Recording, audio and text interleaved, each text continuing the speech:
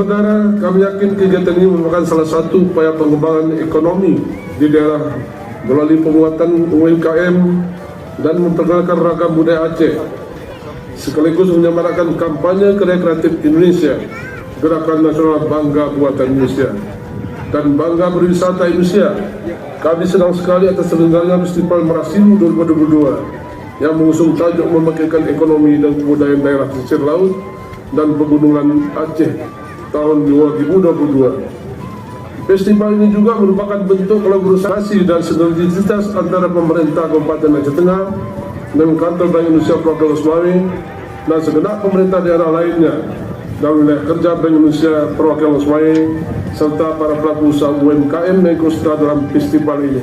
Festival Marasilu sendiri merupakan ajang yang sangat penting bagi perkembangan UMKM lokal Aceh untuk kemudian dapat mengembangkan usaha mereka dan memasarkan produk unggulannya ke ranah yang lebih luas, baik nasional bahkan internasional. Kami ucapkan selamat mengikuti kegiatan ini. Semoga bermanfaat dan membawa berkah serta hasil yang maksimal.